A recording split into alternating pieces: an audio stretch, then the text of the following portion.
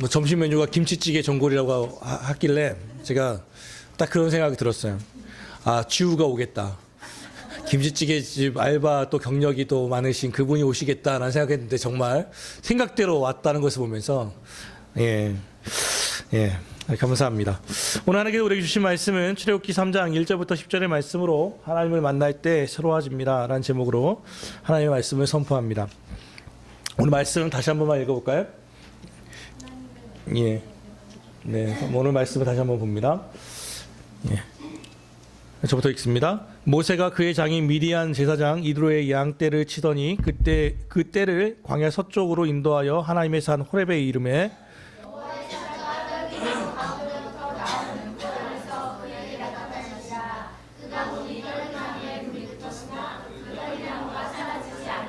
이에 모세가 이르되 내가 돌이켜 가서 이 큰 광야를 보리라. 떨기나무가 어찌하여 타지 아니하는고 하니 그때에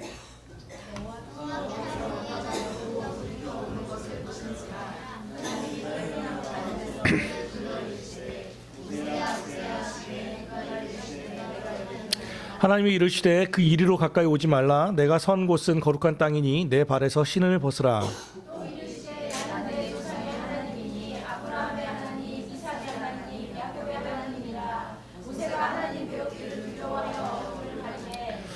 여호와께서 이르시되 내가 애굽에 있는 내 백성의 고통을 분명히 보고 그들이 그들의 감독자로 말미암아 부르짖음을 듣고 그 근심을 알고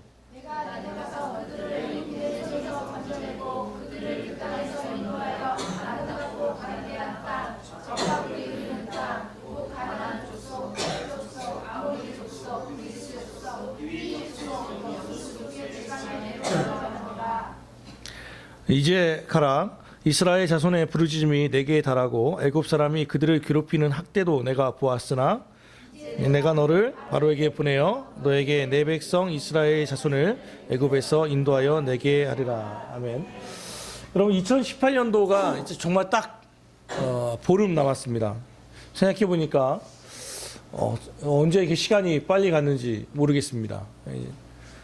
대림절을 보낼 때마다 하나 느끼는 것은 정말 시간이 빠르다는 것이죠. 이번 주에 이렇게 신문을 하나 보니까요, 2018년도가 되면 달라지는 것들, 법령들에 대해서 쭉 나왔던데, 혹시 2018년이 되면 달라지는 게, 새로워지는 게 있습니까? 뭐가 달라질까요? 공중화장실에요. 예. 예, 저도 그거 보고 깜짝 놀랐어요. 휴지통을 공중화장실에 못 놓도록, 저는 그 화장실법이 있다는 것도 처음 알았는데, 변기에다 놓도록. 예, 원래 그렇답니다. 그러니까 막히는 건 휴지 때문에 막히는 게 아니고 뭐죠? 너무 많이 넣어서 막히는 거라고 하더라고요. 아무튼 그래서 이제 공중화장실에 그거 휴지통이 없어지면 위생적으로도 괜찮고 냄새도 많이 안 난다고 해요. 그래서 그렇게 바뀌어 간답니다. 또 2018년 되면 또 달라진 거 법 말고 또 혹시 뭐가 있습니까? 뭐가 달라질까요? 2018년도가 되면? 역시 동계올림픽 평창! 네, 평창 올림픽이 시작됩니다. 네, 또 뭐가 새로워질까요? 뭐가 달라지? 나이에 한 살 먹죠. 너 나이 먹는다고 했을 때 표정 안 좋은 사람 몇 분 계시다. 너희들은 나이 먹는 게 좋지만, 예, 여기 또 한숨 또 깊어지는 분 계셔요. 많은 것 달라지죠. 달력도 바뀔 거고, 나이도 달라지고, 학생들은 학교도 또 혜빈이는 또 학교 달라지겠네요, 그죠? 그러면 선생님과 친구들도 바뀌고요. 법령도 달라지고요. 예, 많은 것들이 달라질 거예요. 새로 새해가 되면. 그렇죠? 그럼 한 가지 질문은 그런데 이러한 것들이 바뀐다고 해서 우리의 인생도 새로워지는 걸까요? 새해를 우리가 많이 이야기하지만 뭐 해피 뉴 이어라고 말하지만 이런 것들이 달라진다고 해서 정말 우리의 인생이 새로워지는가라고 하는 그런 궁금함증이 있죠. 아시는 것처럼 이것이 달라진다고 해서 우리의 인생 자체가 다시 바뀌어지는 것은 아니에요. 오늘 말씀 출애굽기 3장 1절은 이렇게 시작합니다. 같이 한번 읽어볼까요? 자, 시작. 치더니 그때를 광야 서쪽으로 인도하여 하나님의 산 호렙에 이름에. 본문의 배경을 살펴보려면 모세가 어떤 상황이었는지를 좀 볼 필요가 있죠. 언제냐면 모세가 10살, 80세였을 때예요. 80세라는 나이는 되게 중요한데 애굽의 왕자로 40년을 살았고 그때 살인하여서 도망자로 살았던 때가 40년이에요. 그때예요. 왕자 모세 때는 어떤 때였냐면 그 아이가 자라며 바로의 딸에게 데려가니 그가 그의 아들이 되니라. 그의 이름을 모세라 하여 이르되 이는 내가 그를 물에서 건져내었음이라 하였더라. 왕자로서의 삶이에요. 이때 우리가 생각해 볼 수 있죠. 무엇 하나 부족함이 없는 때, 그리고 무엇이든 할 수 있을 것 같은 혈기왕성했을 때, 자기 말이 곧 법일 때, 자기 맛대로 마음대로 살 수도 있었던 때, 그때가 왕자 때예요. 그렇잖아요. 그러니까 사람을 죽인다는 것은 그건 혈기왕성했음을 의미하기도 하거니와 그것이 그렇게 얘기는 크게 당했던 게 아니란 말이에요. 어떤 신학자들은 그가 왜 사람을 죽였는가 할 때 모세가 히브리인인 것을 이미 알고 있었기 때문에 독립운동으로 보는 신학자들도 있어요. 독립운동 자기 힘으로 민족을 해방하려고 했던 그런 의도가 아닌가라고 하는 그런 신학자들의 의견도 있단 말이죠. 자기가 무언가를 할 수 있을 것 같은 때예요. 여러분 젊을 때 하나님을 믿는 게 얼마나 왜 어렵냐면 실패를 경험해 보지 않았기 때문에 그래요. 자기의 힘으로 모든 것을 할 수 있을 것처럼 느껴지기 때문에 하나님이 필요 없다고 생각하는 때죠. 왕자 모세는 그런 때였어요. 그런데 아는 것처럼 사람을 죽이고 나자 왕자 모세가 도망자 모세가 되죠. 모세가 바로가 이 일을 듣고, 이 일이라는 것은 모세가 사람을 죽였다는 소리를 들었단 말이에요. 그리고 모세를 죽이고자 하여 찾는지라. 모세가 바로의 낯을 피하여 미디안 땅에 머물며 하루는 우물 곁에 앉았더라. 그리고 와서는 왕자로 살다가 갑자기 미디안 광야로 도망가게 됩니다. 미디안은 이게 바로 그 지도예요. 애굽에서 미디안까지 동그란 거 혹시 보이시나요? 직선거리로만 약 1000km 이상의 거리를 도망쳐 오는 거예요. 자기 생명을 살리기 위해서 아무것도 준비하지 못하고 여기까지 어떻게든 애굽 왕의 바로의 손을, 그의 통치력을 벗어날 수 있는 곳이라면 하고는 뒤도 돌아보지 않고 도망간 데가 바로 여기에요. 무슨 낭만이 있거나 그런 게 아니란 말이죠. 이렇게 도망갔던, 그리고 여기서 40년을 살았어요. 그럼 현재 모세는 어떻게 살까요? 현재 처지는요. 모세의 첫째 아들의 이름이 뭐냐면 게르솜이거든요. 첫째 아들의 이름을 낳고서는 게르솜이다라고 불렀어요. 한번 읽어볼까요? 출애굽기 2장 22절 시작.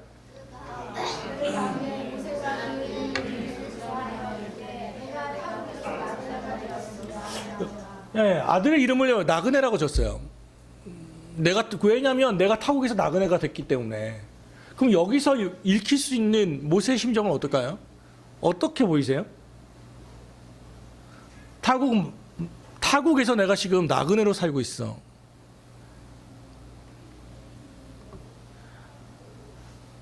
그의 탄식과 절망, 또 고향에 대한 그리움이 익혀지지 않습니까?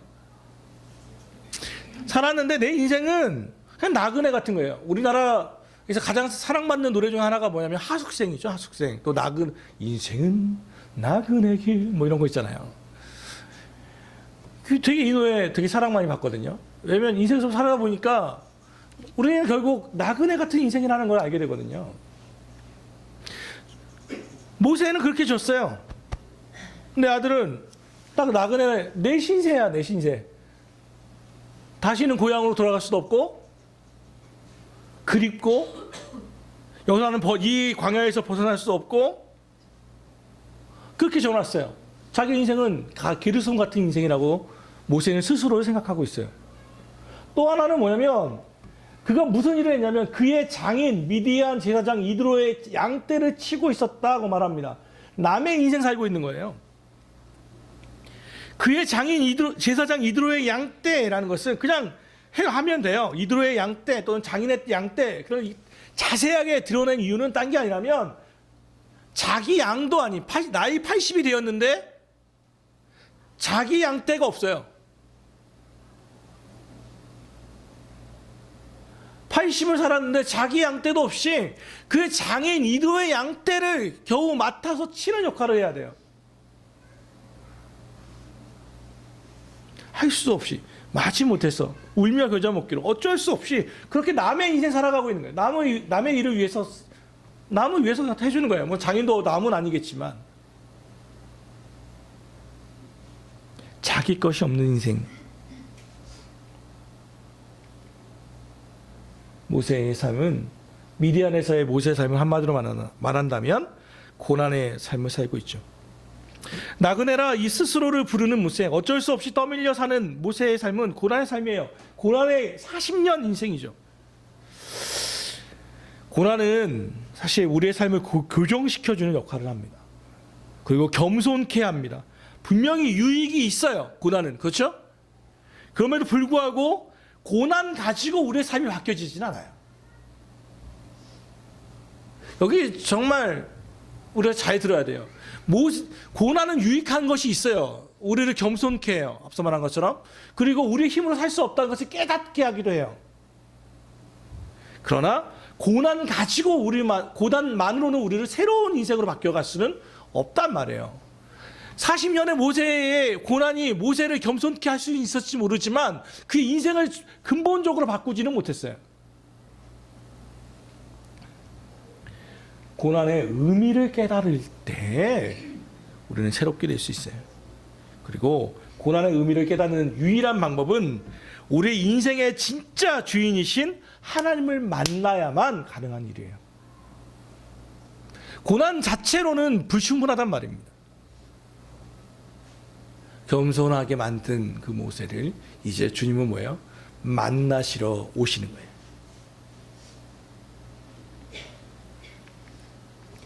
하나님이 그에게 나타나기 시작했습니다. 2절 한번 읽어볼까요? 자, 시작. 여호와의 사자가 떨기나무 가운데로부터 나오는 이 나타나시니라. 그가 오니 떨기나무에 불이 붙었으나 그 떨기나무가 사라지지 아니하는지라.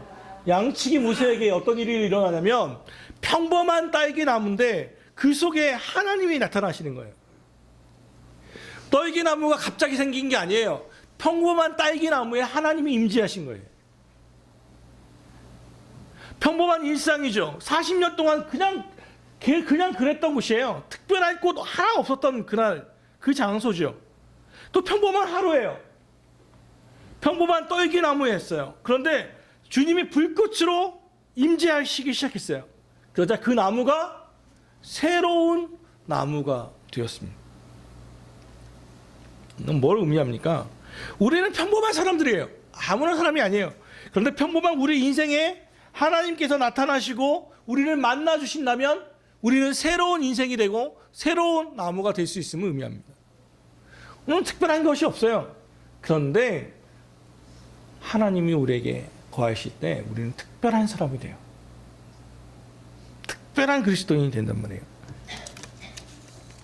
이제 아무것도 없었던 떨기나무가 이렇게 생겼거든요. 어떻게 보이세요? 평범하잖아요. 그냥 광야에 그냥 흔한 나무예요. 별거 아무것도 아니란 말이에요. 그런데 여기에 불꽃을 하나님께서 임하시니까 저기 임하니까 근데 타지는 않는 거예요. 떨기나무가. 신기한 거죠. 번개 맞고 분명히 광야에서는 번개가 치잖아요. 생각하기에는 광야에 나무가 불타는 것을 모세가 안 본 적이 처음 경험하는 것은 아닐 거예요. 왜냐면 번개가 치기 때문에. 근데 안 타는 거예요, 저게. 저기 신기하다. 그리고 모세가 그곳으로 가게 됩니다. 그랬더니 하나님이 거기서 음성을 들려주시는데 이에 모세가 이르되 내가 돌이켜 가서 이 큰 광영을 보리라. 혼잣말이죠. 떨기나무가 어찌하여 타지 아니하는고 하니 그때에 여호와께서 그가 보려고 돌이켜 오는 것을 보신지라.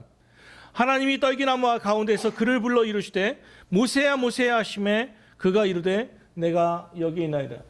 모세가 떨기 속에 하나님을 어떻게 만났냐면요. 표를 만들어 보니까 이렇게 만들어져요. 모세가 봤어요. 그죠? 큰 광경을 봤어요. 그리고 돌이켜 오는 것을 하나님이 보셨어요. 모세가 이르되 혼잣말 했단 말이에요. 내가 저거 봐야겠다라고 혼잣말을 했어요. 그랬더니 여호와께서도 말씀하세요. 이게 쭉 읽으면 모르는데 표로 보면 이게 말씀이 얼마나 기가 막힌 말씀인지 알게 돼요. 모세가 돌이켜 오는 것을 보시는 하나님. 하나님이 보시고 계시란 말이에요. 모세가 혼잣말을 하는 것을 들으시고 말씀하시는 하나님. 여러분, 우리는 때로는요, 하나님이 내 걸 아무것도 모르는 것 같아 보여요. 내 속을 모르는 것 같고, 내 소리 안 들으시는 것 같고, 하나님이 내 광경 모르시는 것 같지만, 하나님은 알고 계시고, 보고 계시고, 말씀하고 계시다는 거예요. 지금 이 순간에도.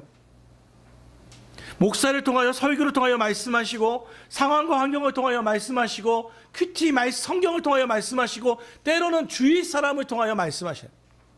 우리가 못 들을 뿐이죠. 하나님이 못 본다고 생각할 뿐이죠.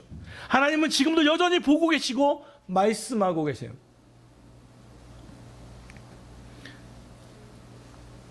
하나님은 모세에게 임하셨어요. 그리고 말씀하기 시작합니다. 모세야, 모세야 라고 부르십니다. 여러분, 모세라고 하는 이름의 뜻이 아까 뭐였다고 했어요? 물에서 건져냈다는 뜻이라고 했어요. 그걸 구원이라고 해요. 구원. 모세야, 모세야 두 번 부른 것은 단순하게 야, 너 이름 확인해 준 게 아니에요. 형관아, 형관아의 의미가 아니에요. 모세야, 모세야 이 두 번의 이름은 뭐냐면 물에서 건져낸 자. 너 물에서 건져냈지? 그러니까 앞으로 뭐예요? 너는 이스라엘을 건져내는 자가 될 것이다라고 하는 것, 그 얘기를 하고 싶으신 거예요. 모세의 정체성에 대해서 말씀하는 거예요. 모세야, 모세야 이 말은 내가 단순히 너를 물에서만 건져냈다. 내가 너를 건져냈던 것처럼 너도 이제 이스라엘을 건져낼 것에 대한 암시예요. 암시. 네가 누구인지. 이제 가라.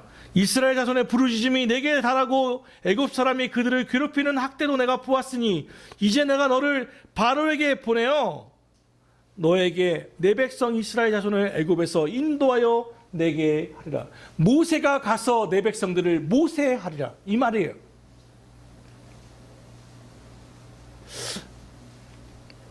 우리 한번 밑에 있는 말씀 한번 읽어볼까요? 시작. 하나님을 만날 때 우리 인생의 목적도 신나날의 의미도 분명해져요. 여기서 중요한 것은 하나님을 만날 때 우리 인생의 목적도 분명해지지만 지난 날의 의미가 생각난단 말이에요. 우리는 때로는 우리가 이해할 수 없는 일에 봉착하게 되죠. 그때는 도저히 왜 그런 일이 일어나야만 했는지, 왜 그 고난이 필요했는지 우리는 모르고 지나오는 일들이 있어요. 그런데 하나님을 만날 때 그때 그 고난이 그래서 나에게 필요했던 거구나라고 깨닫는 지난날의 의미를 하나님을 만날 때 알게 된단 말입니다. 그리고 앞으로 나갈 인생의 목적도 하나님을 만날 때 분명해져요. 그래서 하나님과의 만남이 얼마나 중요한지요. 모세는 그저 그런 인생이 아니에요. 하나님의 보내심을 받은 사명자가 됩니다. 모세는 나그네 인생이 아니에요. 이곳저곳 떠도는 인생이었어요. 그런데 하나님을 만나자 젖과 꿀이 흐르는 땅으로 인도해야 할 사명자가 됩니다. 우리도 그저 그런 인생이 아니에요. 예수님께서 핏값을 주고 사신 그리스도인이에요. 우리는 목적 없이 마지못해 태어난 떠밀려 살아가는 인생이 아니에요. 당신이 태어날 때 당신의 탄생을 기뻐한 것은 단순히 성도님의 부모님만이 아니에요. 하나님도 숨죽여 보셨어요. 여러분이 태어나실 때 하나님도 숨죽여 보셨다고요. 그리고 기뻐하셨어요. 사형리 4가지 원리가 있죠. 그 CCC에서 하는 그 사형리라고 하는 4가지 영적인 원리라는 전도가 있어요. 거기에 혹시 4번째 사형리 중에 첫 번째 원리가 혹시 뭔지 아세요? 하나님은 당신을 사랑하시며 당신을 위한 놀라운 계획을 가지고 계십니다요. 그게 영적 원리의 첫 번째예요. 하나님은 당신을 사랑하시며 당신을 위한 놀라운 계획을 가지고 계십니다. 그게 첫 번째예요. 여러분 이것을 믿으십니까? 여러분, 여러분의 인생 내가 지금 50년, 60년, 40년 살아봤는데 내 인생 별게 없어. 나는 그냥 앞으로도 그냥 그렇게 갈 거야. 라고 혹시 생각하시나요? 아니요. 새해에는 놀라운 일이 일어날 거예요. 여러분의 인생은 그저 그런 인생이 아니에요. 그저 그런 사람이 아니에요. 세상은 얘기하죠. 성취, 내 통장에 얼마를 모아놨는지, 또는 여러분의 이름을 얼마나 많이 알렸는지 성취를 이야기할지 모르지만, 여러분이 대단한 어떤 큰 성취를 내지 않는다 할지라도 여러분은 이미 특별해요. 하나님은 여러분을 특별하게 사랑하신단 말이에요. 여러분을 위해서 예수 그리스도께서 십자가에 못 박혀 죽으셨어요. 한번 물어볼까요? 여러분의 특별한 것을 확인하는 어린 학생들은 딱 한 가지예요. 부모님한테 물어보세요. 엄마, 아빠, 나 얼만큼 사랑해? 물어보세요. 내 생명을 대신할 만큼 사랑해요. 그게 특별한 사랑이에요. 그런데 우리는 말로는 그랬지만 아무것도 못했어요.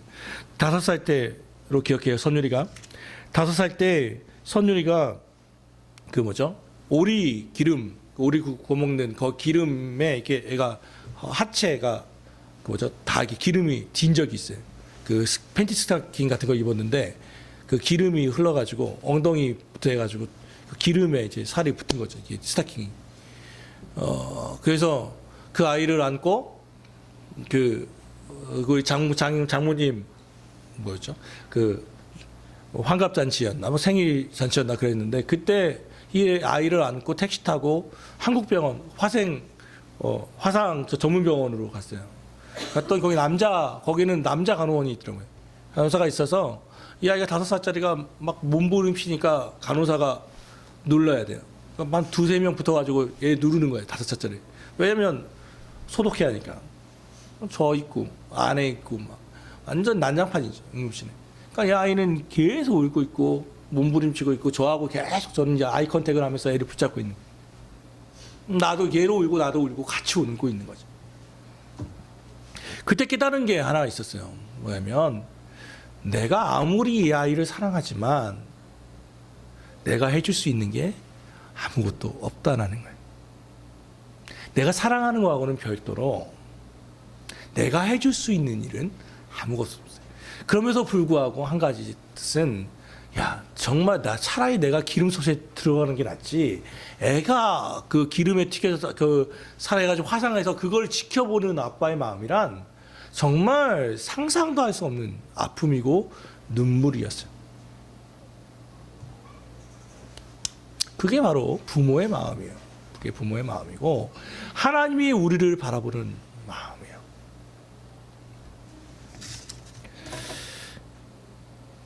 하나님은 우리를 사랑하시고 우리를 위한 놀라운 계획을 가지고 계세요.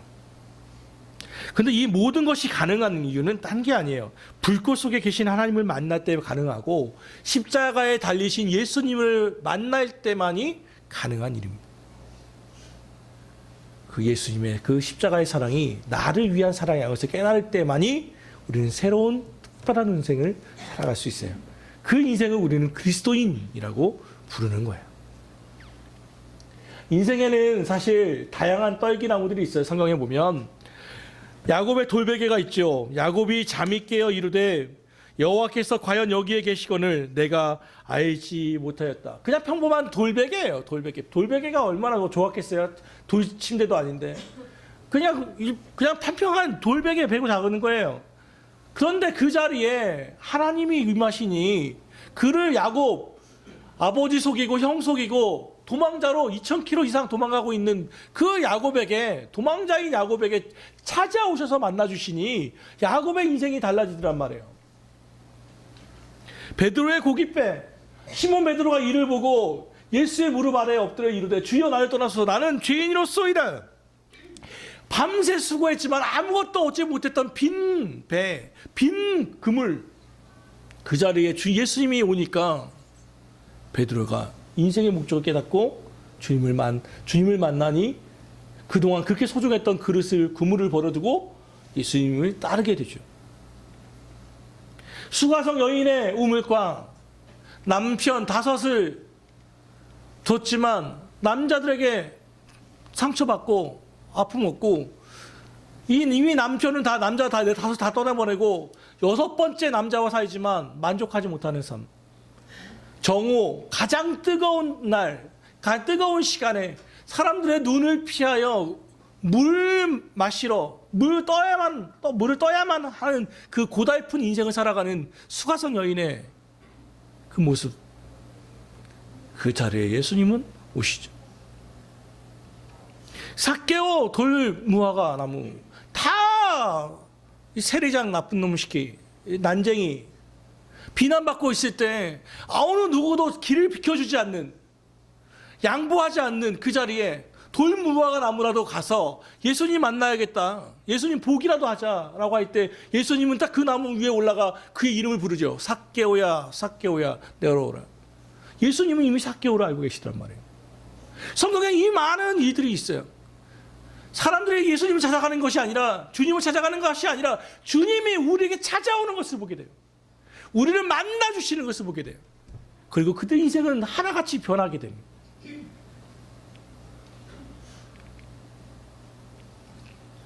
여기 어디인지 모르시겠죠? 중국동교회 소년부실은 제가 하나님을 만난 장소예요. 성경 공부를 하다가